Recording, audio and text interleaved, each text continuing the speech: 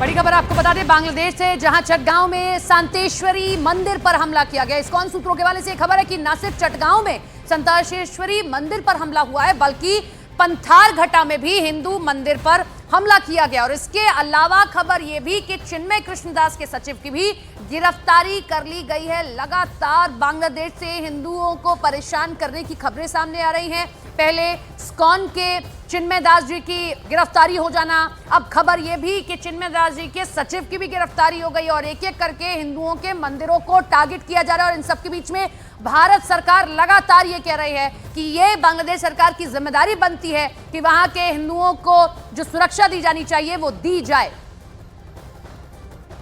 बांग्लादेश के पंथार घाटा में भी हिंदू मंदिर पर हमला होता है। एक और मंदिर जहां पर हमले की खबर सामने आई है। इधर चिन्मय की गिरफ्तारी अभी हटी नहीं है, मतलब वो अभी भी गिरफ्तार हैं। और खबर यह भी कि अब उनके सचिव तक को गिरफ्तार कर लिया गया है। इस्कॉन मंदिरों को लगातार टारगेट किया जा रहा है।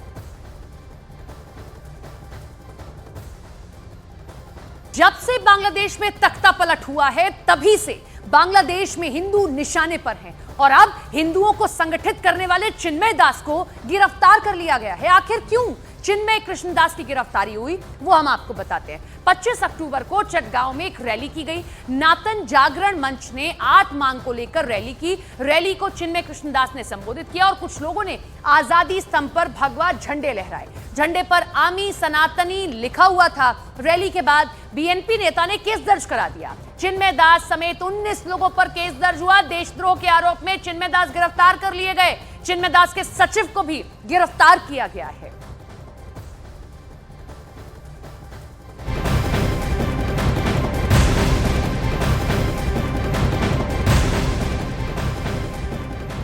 इधर बांग्लादेश में हिंदुओं की सुरक्षा के लिए भारत सरकार ने बांग्लादेशी सरकार को 2 टूक कह दिया है कि बांग्लादेश में अल्पसंख्यकों की आजादी और सुरक्षा को सुनिश्चित करना वहां की सरकार की जिम्मेदारी बनती है। लोकसभा में एक सवाल के जवाब में विदेश मंत्री एस जयशंकर ने लिखित जवाब दिया है और कहा कि सरकार ने बांग्लादेश में हिंदुओं और दूसरे अल्पसंख्यकों के साथ हुई हिंसा और साथ ही मंदिरों और धार्मिक स्थलों पर हुए हमलों को गंभीरता से लिया है। बांग्लादेश सरकार के साथ अपनी चिंताओं को साझा किया है। कहा कि ढाका में भारतीय उच्चायोग बांग्लादेश में अल्पसंख्यकों से जुड़े हालात पर बारीकी से निगरानी किए हुए है। बांग्लादेश की सरकार को कहा कि बांग्लादेश के सभी नागरिकों को, जिनमें अल्पसंख्यक भी शामिल हैं, उनके जीवन स्वतंत्रता की सुरक्षा की प्राथमिक जिम्मेदारी बांग्लादेश की सरकार की बनती है।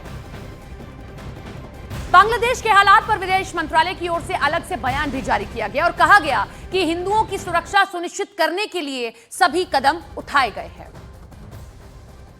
I would say that India has consistently and strongly raised with the Bangladesh government the threats and targeted attacks on Hindus and other minorities.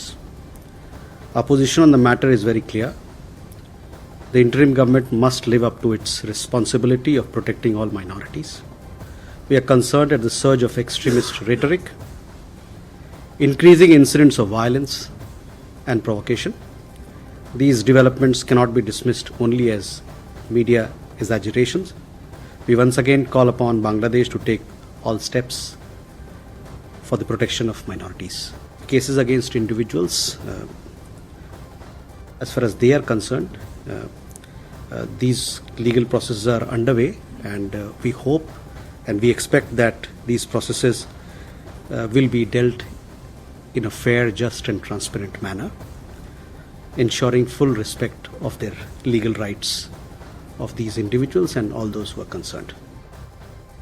वहीं बांग्लादेश में इस्कॉन मंदिर के चिन्मय दास की गिरफ्तारी को लेकर ढाका से लेकर दिल्ली तक प्रदर्शन किए जा रहे हैं। चिन्मय दास की गिरफ्तारी के विरोध में कोलकाता, जम्मू, कुलबर्गी में प्रदर्शन किए गए। लोगों की मांग है कि चिन्मय दास को तुरंत रिहा किया जाए, नहीं तो प्रदर्शन उग्र होंगे। कोलकाता में बांग्लादेश के उप उच्चायुक्त के दफ्तर पर प्रदर्शन किया गया। दिल्ली में बांग्लादेश एम्बेसी पर प्रदर्शन किया गया है।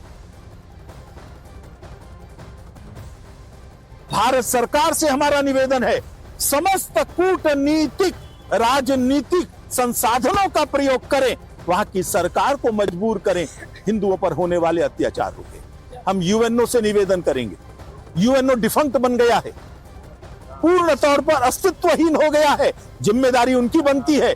वहां मानवाधिकारों का जो हनन हो रहा है, वहां अल्पसंख्यकों पर जो अत्याचार हो रहे हैं, उनको रोकने की जिम्मेदारी यूएनओ को है। चाहे पंथ अनेक हों, हम सब हिंदू एक हों। हम लोग बांग्लादेश को समझा रहे हैं, नहीं तो फिर अपने ढंग से समझाएंगे।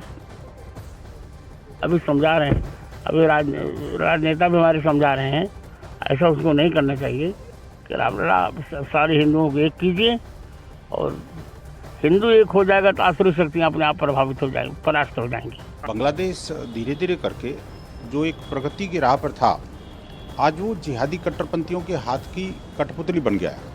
जिस तरह से बांग्लादेश में पहले प्रधानमंत्री को भगाया गया, सीजीआई के ऊपर आक्रमण किए गए और वहाँ पर प्रेसिडेंट के ऊपर भी वो जो दबाव बनाया जा रहा है, और अभी जो वर्तमान सरकार है उसकी भी कोई मान नहीं रहा, कुछ सुन नहीं रहा। अब सारा कुछ जो है ना जिहादी कट्टरपंथियों के कब्जे में बांग्लादेश जा गया है। ऐसा लग रहा है जैसे कि अब वो जो अफगानिस्तान की राह पर चल पड़ा है।